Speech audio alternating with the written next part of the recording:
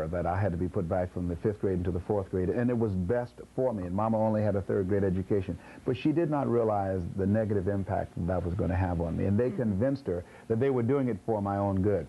But my mother continued to say to me that you're special, and she instilled in us to believe in ourselves. My mother adopted 7 kids altogether. She never had any children of her own, and she raised us single-handedly.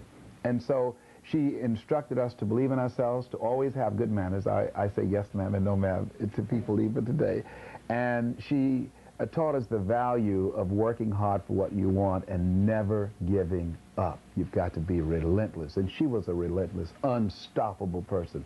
And I feel that I took that quality from her. She passed 2 years ago from breast cancer. And at this point in my life, not only do I have a goal of motivating and inspiring youth and training and developing other speakers, but to raise millions of dollars for breast cancer research in the honor of my mother. That is great.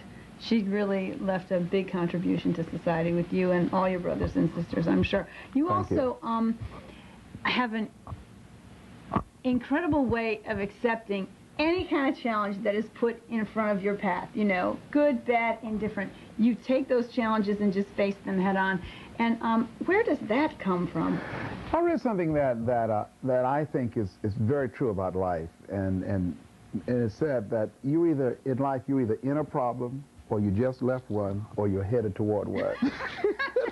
So, you got to handle it. No, Viktor Frankl calls it unavoidable suffering, that it's out here in life. And so life is full of pain.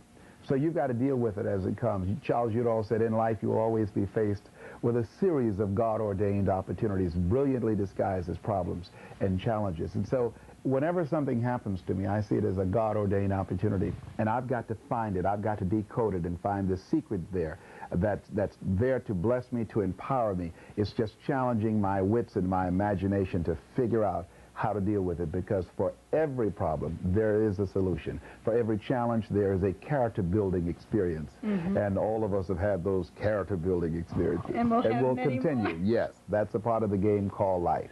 So if you had to tell somebody, I mean, basically you just said it, but how does one develop that? Because some people just run. I mean, you have one or two choices, and I was at a crucial point in my life because I used to run. I think that people operate in the area of fight, flight, or work it out.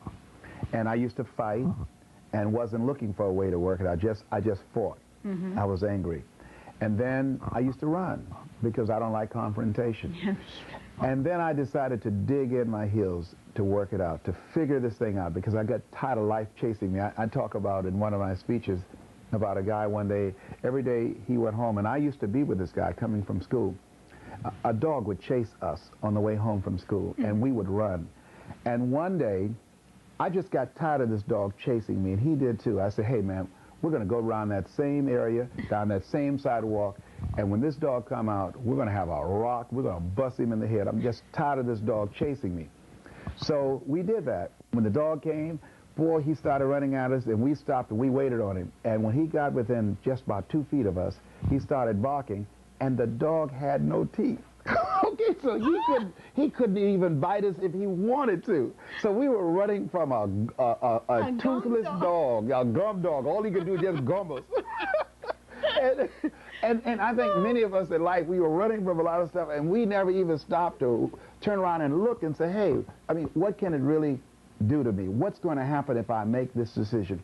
Will I die? What if I ask this person for this business and they say no? Will they just say no, or will they say no and knock me in the mouth? I mean, that we blow things out of perspective. And I say that you've got to take a stand in life. There's no saying stand up for what you believe in, because you can fall for anything. And when you stand up for life and stand up to life, you become an active force in your life, and you discover some powers and abilities you have that you don't even know that you have. But you've got to be willing to take a stand. That's true. That's very, very true. And I don't know why so many of us are afraid at times to go to that possibility. Well, you know, in school we're taught reading, writing, and arithmetic. They don't teach us taking on responsibility. They don't teach us the value of developing relationships. They don't teach us how to be relentless and resilient. We are not encouraged to experiment. To fail in school is a bad thing. 8 out of 10 millionaires have been financially bankrupt. So part of the process I think that we need to do, including in our educational process, is one, teach people how to fail. Make it okay to fail in our culture, that it's okay if things don't work out. You've got to be willing to experiment with life. I have one of the things I said in my workshops, anything that's worth doing is worth doing badly. Now, it's worth doing right if you know how to do it, but if you don't know how to do it, it's worth doing badly until you get it right.